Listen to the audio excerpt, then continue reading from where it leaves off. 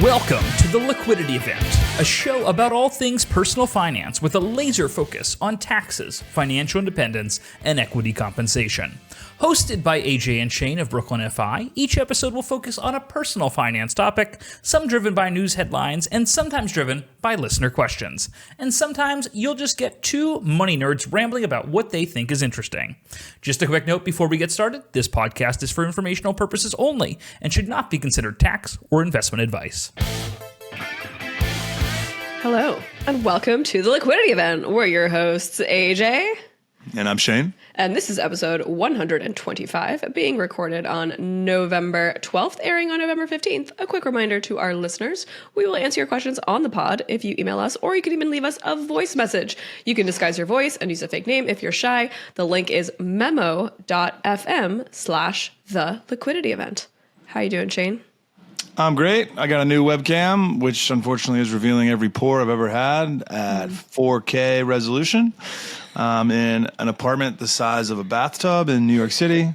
But you know what? The tech is working. Got the mic set up. The camera is following your face, by the way. It's tracking you. So if you move... Now you see him. No, you don't. No, where'd he go? Where'd he go? Oh no, you can see my pants. Oh, no. You can see my pants. At least you're wearing pants. I have done many of these podcasts without pants. Now it's stuck on my pants. It's stuck on your pants. Oh my God, please edit that out. That is not allowed. It's stuck. All right, for those of you listening and not watching the video, the camera is stuck on Shane's sensitive areas. Oh, there he goes. He's bringing it back. All right. That's going to be hard for the podcast listener to comprehend. Incredible. That one's for the Instagram. That's a good plug for why you should watch our podcast on YouTube, so you can see all of our facial expressions when the other person is saying something we don't agree with. I have a little cold, if you could hear from my voice. I'm a little raspy. Nothing too serious, just a little under the weather. Mildly nasally. Did you get that cold in my homeland? I think I might have picked it up on the way back from your homeland. Of course, we're talking about Iceland. I saw your great grandfather, Leif Erikson. Are you really a descendant of Leif Erikson? Well, actually, because even one generation back to Eric the Red, and then Leif Erik's son. So yes, I was a descendant of them. So my grandmother was Icelandic. My mom was born in Iceland. If you put my mom's social security number in their governmental database, Icelanders are obsessed with heritage. So they have every Icelander's family tree in a public app that you can look up all the way back to the founding of the motherland. So it goes all the way back to like the year 800. And you put my mom's social in there and it goes to Leif Erikson or Cool. Eric the Red, which is pretty gnarly. Heard anecdotally that the youthful Icelandic folk use it as like on first dates. It's like, let's just make sure we're not super related kind of thing. So it's like, make sure we're a few generations removed so we're not first cousins, just to do a quick check before anything progresses too quickly. It's even funnier than that. There's I don't know if it's that app or another app that kind of has the database in it, and you just like touch phones and it like beeps red if you can't have sex with that person. Nope. Yeah. Too many matches. Too close. Yeah. Icelanders are the biggest. People think like it's a European country. They must be very sophisticated over there. Well, they do have one of the highest literacy rates in the world, because what else do you do when you have 24 hours of darkness for like 4 months? They also are the highest per capita drinkers of Coca-Cola products. Really? So yeah, big soda heads over there. Very European rednecks, my cousins. Checks out. It's a beautiful country. We were in the north, the central north. I swam in the Arctic Ocean, which I was proud of myself for doing because, as you know, I don't like to be uncomfortable and cold. And I was neither of those things. I got this awesome wetsuit and I jumped right in and swam around a little bit, and it was really sick. We saw the Northern Lights, which, holy shit. I mean, that was incredible. That was just so much better than the photos. Just truly like a spiritual, emotional, complete. I had like a full meltdown seeing the green lights dance across the sky. Have you ever seen it? I have, yeah. Last time I saw it was in Iceland, in the West Fjords. You're on close to Akureyri on the northern. It looks like the moon up there. It's pretty badass. Yes, we flew in and out of Akureyri. Cute town. Oh yeah, nice. That's where the cooler version of the Blue Lagoon is, in my opinion. Oh, it's like the Forest Lagoon or something? Yeah. And then, did you see any seals while you're up there? Because last time I was up in the Arctic Circle, there's a ton of seals up there. You can like just go swim with them if you're wild enough. The seal was swimming, not like next to me, but close to me in the Arctic Ocean. This does not sound like the AJ I know and love. I know, right? Although a total lack of bugs makes it seem. Yes, that was. There are no bugs at all whatsoever. So I'm moving to Iceland. It's like Australia without the terrifying creatures. It's the opposite of Australia. Yeah. Anyway, 11 out of 10 stars for Iceland from me. I can't wait to go back. Welcome to 2014. Glad you had a good time on us. Yeah. I heard you get $99 flights out of JFK. Terminal 7, which God bless anyone who has to be in Terminal 7 more than once a year, because that's not a place you want to be. Anyway. There is a Terminal 7? We don't have time for this. We don't have time for this. Okay. Speaking of places Platform 3 3/4 kind of don't want to be. We have a year-end tax planning webinar coming up next week on the 20th, which I believe is a Thursday. Is that correct? Oh, come on. That'll be fun as hell. We'll have a better idea of what's going on with Trump's tax policies in 2025. Yes, that webinar is on the 20th. It's probably at 6 p.m. We'll drop a link to register for that. That'll be our all-star team of John, Tiffini, and Caitlin, all very, very knowledgeable people who have been following this election very closely, have a ton to say about what we can actually do, right? Today we're going to talk about what may or may not happen. Our team is going to talk about what you can actually do before the end of the year in terms of charitable contributions, which we talked about last week. Are there any retirement account contributions? What should we be doing in the less than 2 months that we have left in 2024 before the year clicks over? We have just under 60 days to change our tax destiny. You know what I mean, Shane? If you come to me on January 2nd, I cannot do much for your tax destiny for 2024. So let's make those changes now. Let's start talking about them. Yeah, even if you were to meet in November, you would have potentially. We talked about donor advised funds on last week's cast, so that is an opportunity for you to get money into there. But even then, the money's not going to charity directly. So we gotta start early. We gotta do some planning. Let's go. I'm down. Let's plan. All right. So we have a new president-elect that happened last week. It was a pretty decisive victory. So we've been hearing a lot about the campaign promises and tax policies of the incoming Trump administration. So today we're going to kind of go through that, what we think we can expect. We also have a Republican Congress and Senate, but that doesn't mean it's a done deal, because of course there are always detractors, especially when it comes to money and people getting things done for themselves and their constituents. So it's not a slam dunk across the board, but I think it's going to be fairly straightforward to get the legislation passed that the Trump administration wants, especially when it comes to money. And Shane, you know a thing or two about taxes, isn't that right? That's right. Yeah, we're going to go through the proposed changes from Project 2025. I'm sorry, the campaign of Donald J. Trump to see what we're going to go through pros and cons of various proposals that we've seen pre-president-elect and So we did, I think today, what the House was called, actually. So this is pretty fresh. So we can assume that the majority of these items will get passed if they keep their promises. So let's start off right off the jump. One thing that we'll talk about tax proposals first, and then we'll talk about tariffs, even though tariffs are a tax. So first of all, we want to lower the corporate tax rate from 21 to 15%. Keep in mind, this was a already reduced corporate tax rate. It came down from the mid 30s down to 21% under the corporate under the Tax Cuts and Jobs Act that the former Trump administration passed eight years ago, which was one of the biggest tax cuts in the history of the country. Yeah, so basically we're talking about under his administration shaving off almost 20% from the corporate tax rate. Yes, which, a lot of people like to think that a lot of Republicans think that taxation is not only theft, but that reducing taxes stimulates the economy. So their idea here is to expand economic growth by reducing tax rates, which is true in a sense, but at what cost, AJ? At what cost? Keep in mind, America has already had one of the lowest tax rates in any developed country in the world. So when does it end? When does it stop? 0%? There have been proposals to replace all income taxes with tariffs because going back to the 1940s would be a fantastic idea, right? That's what the new neo-global world order would look like. Yeah. Let's take the heroin out of the hands of our friends in Ohio and put tools back in them. Is that going to happen, AJ? Yeah, I think this emphasis on manufacturing, I don't think that's real, and I think everyone knows it. Well, not everyone, unfortunately.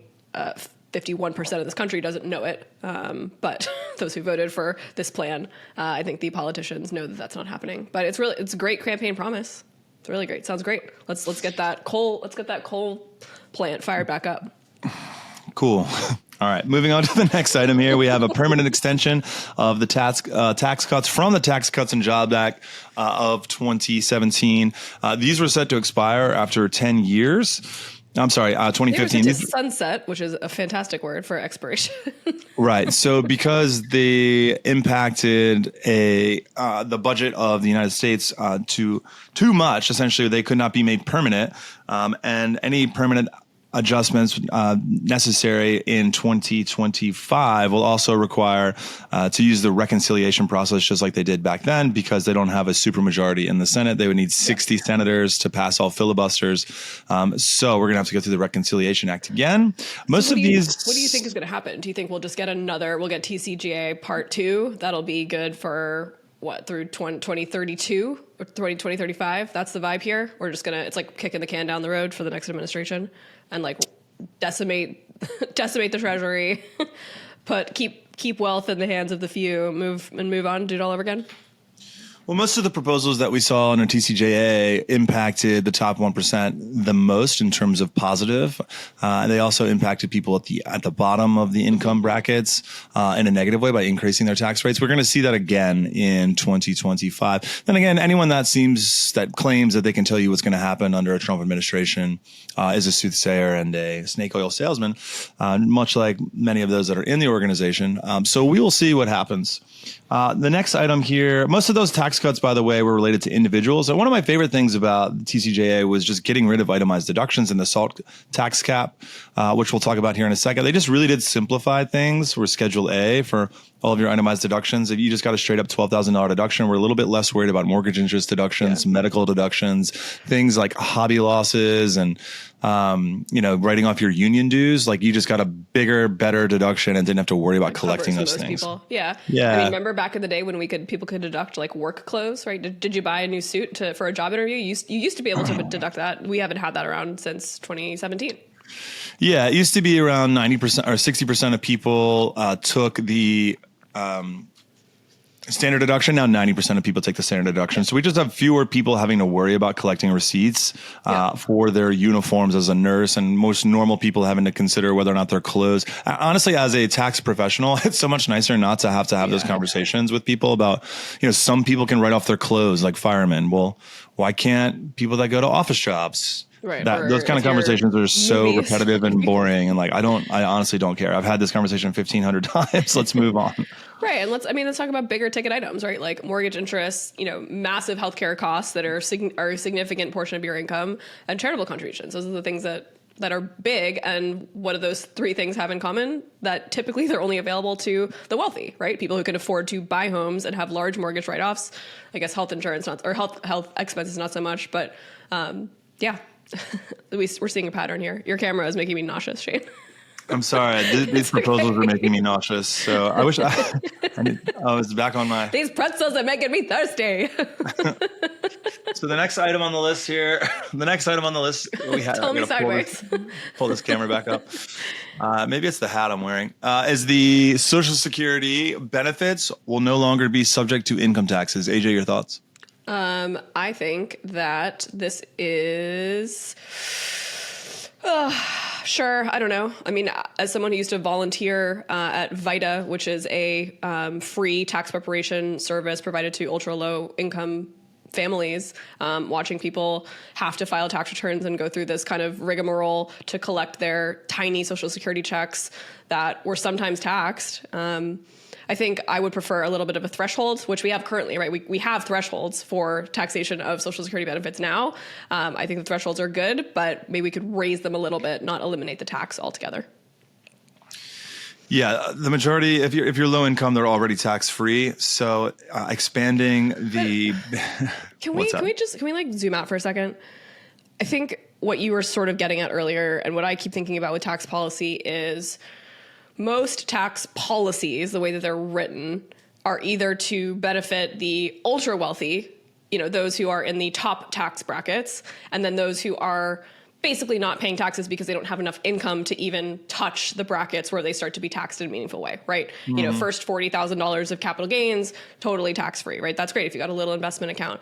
But like the policies that aren't actually effective or really addressing like this like massive like middle class, right? Like we're going to talk about the child tax credit. We're going to talk about the qualified small business income or the QBI deduction. Like these are deductions that matter to like, what is the middle class? You make this joke all the time. Like everyone thinks they're middle class. It's like, is someone who makes $70,000 middle class? No, not anymore. Is someone who makes $500,000 in any city with a population of more than 30,000 people, middle class? Absolutely, right?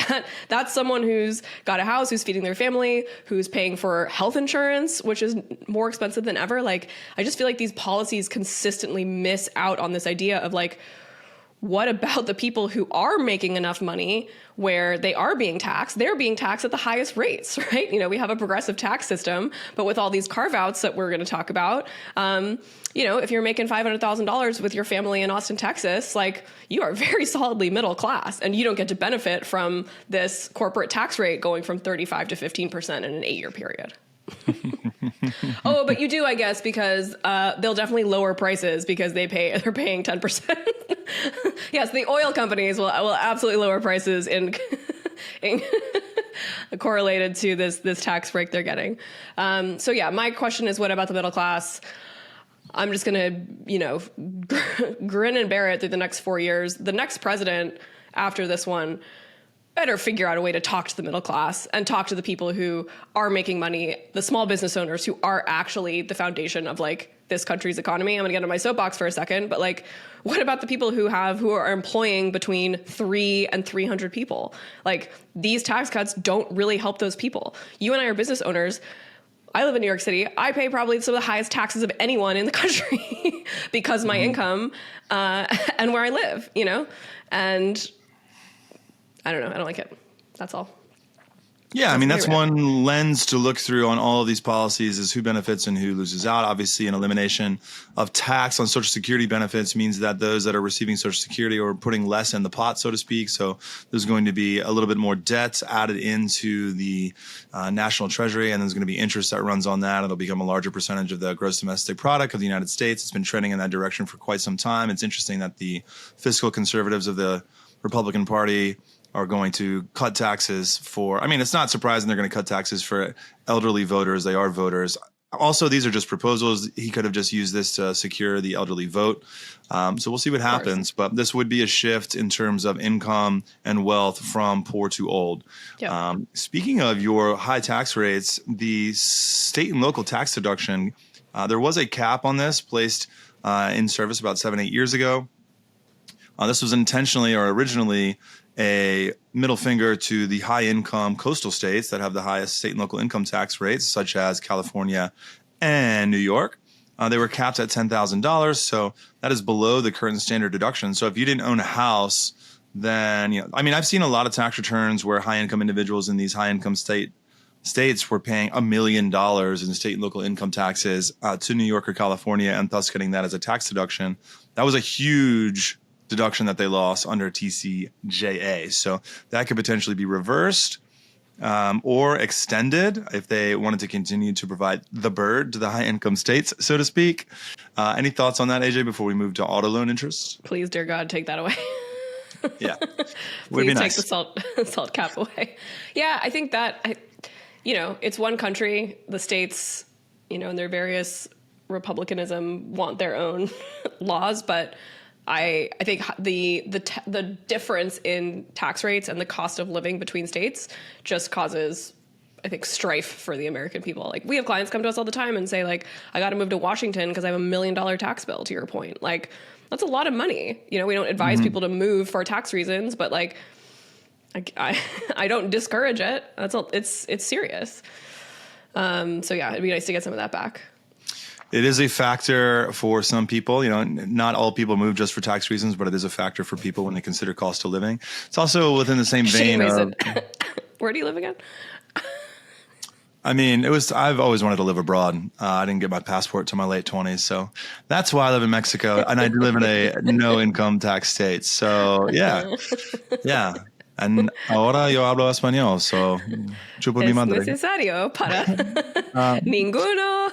How do you say taxes in Spanish? Impuestos. Impuestos.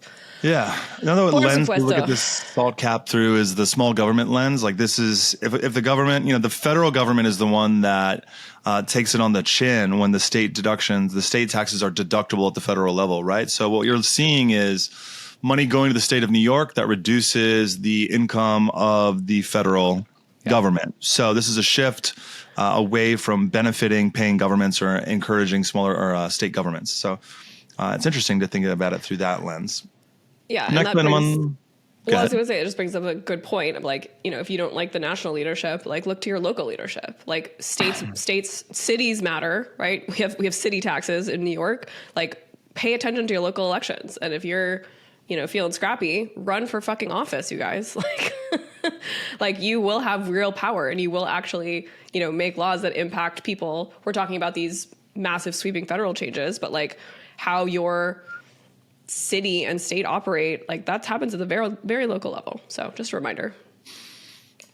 Yeah. Thanks for reminding me that these local tax rates in like Nebraska, Oklahoma, most of their tax revenues come from, or less of them come from income taxes and more from real estate taxes, which has a lovely impact or effect of continuing to gentrify neighborhoods, because the high income or the high wealth houses that pay a lot of real estate taxes have much nicer schools, and then they get to have nicer homes, and there's a lower movement through the social strata.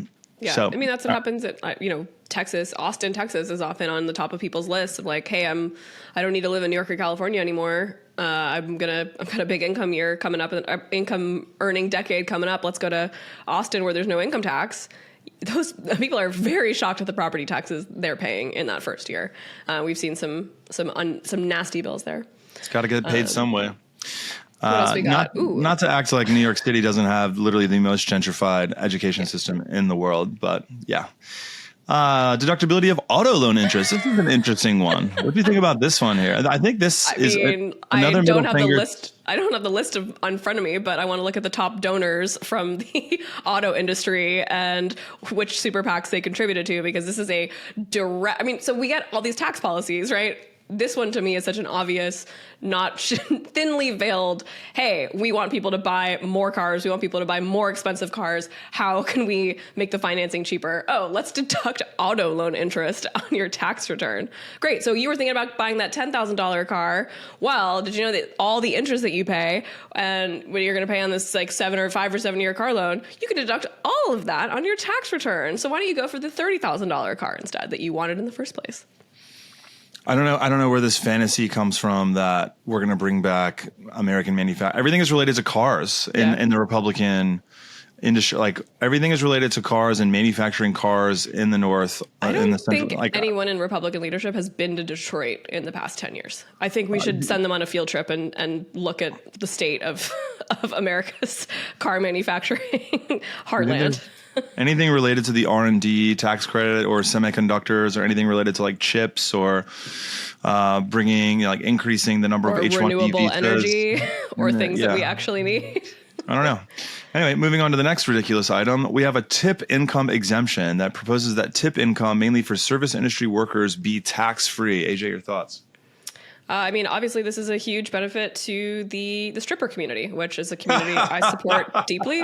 And I'm much in favor of this. And I imagine the Republican leadership had a lot of time spent with their constituents in this matter. So this is a yes for me.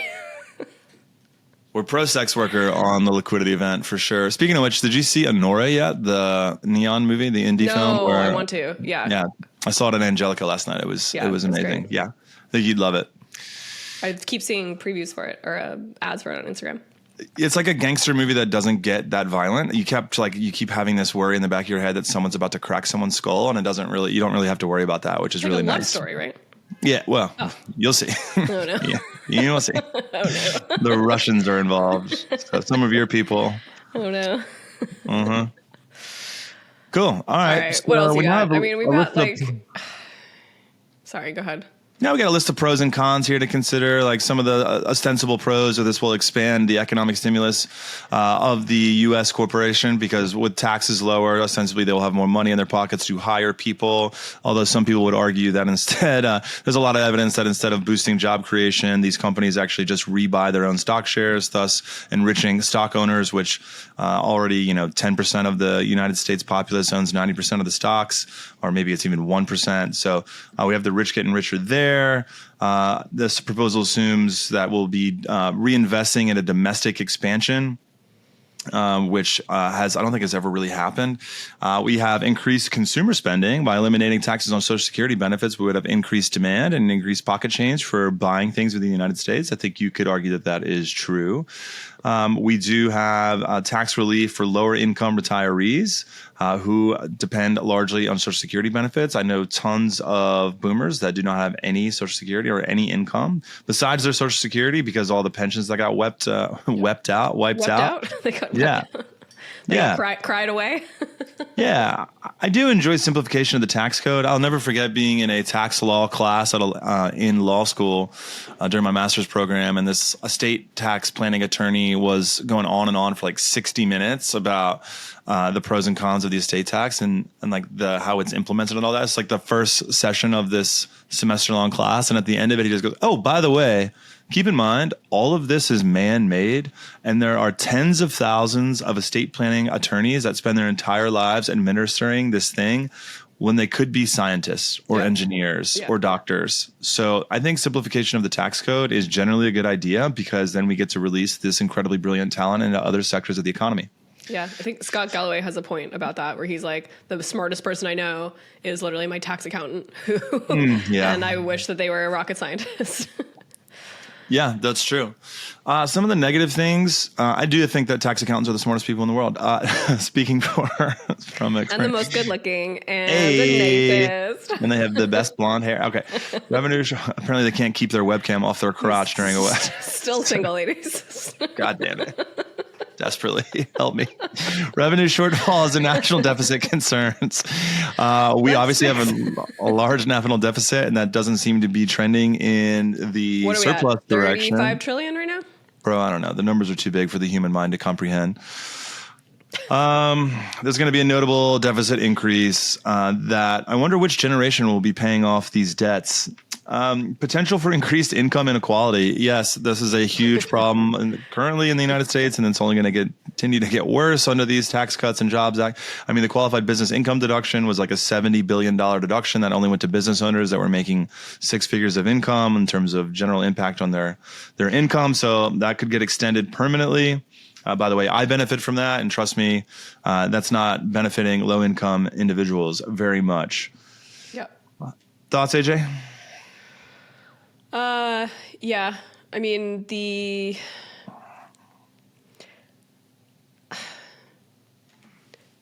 seemed, I mean, look, these are campaign promises. Who have we made promises to? We've made promises to billionaires. We've made promises to the elderly. We've made promises to people who buy cars. We've made promises to, what else do we got here? I guess the salt deduction, that's nice for kind of anyone who pays state income tax.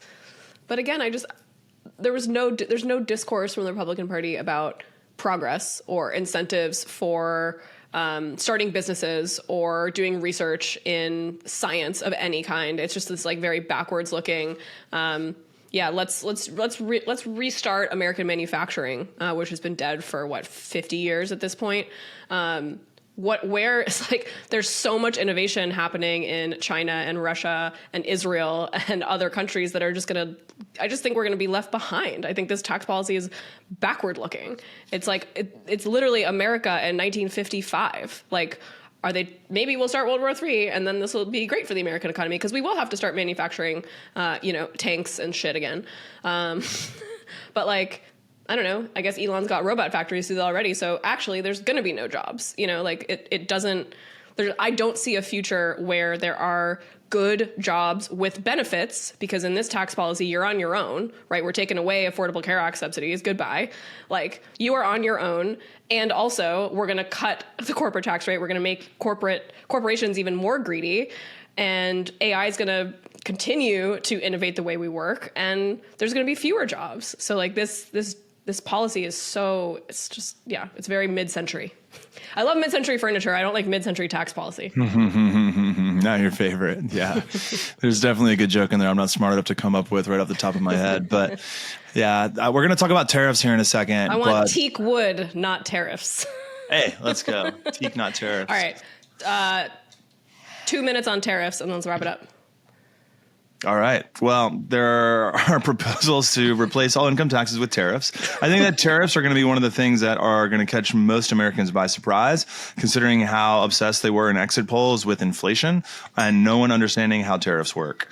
So we're going to see probably giant new tariffs on Mexican imports, which drives me nuts. Consider I do live in Mexico. I don't really have an affiliation or like an affinity for manufacturing in Mexico, but it just really pisses me off that we have all these Mexicans that want to come to the United States and would very easily or very happily work in a U.S. manufacturing facility in Montgomery, Alabama, or Laredo, Texas, and we could push down the cost of manufacturing in the United States if we just had a better legal immigration policy for these people that want better lives.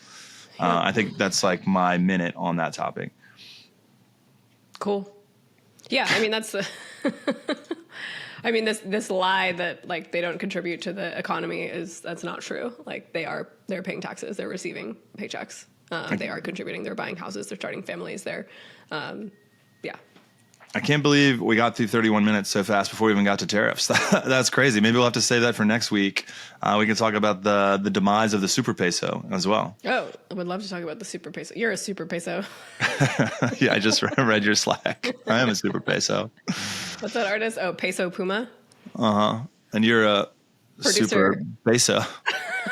A super peso. Me and Nicki Minaj. All right. You and your thank Taylor you. Swift. Yeah, I know, right? Thank you for your insight, as always. Shane Mason, CPA, PFS, CEP, whatever the fuck you are. It's been a pleasure, folks. Shane, you want to read us out, or you don't have the spreadsheet open? That's correct. Great. Thanks so much for listening. Email us your financial problems at liquidityevent@brooklynfi.com. Leave us a voicemail at memo.fm/liquidityevent. We'll play it on the air. And finally, Stans can leave us a review if they want to be weird about it. It's been great. See you next week. Thanks, team.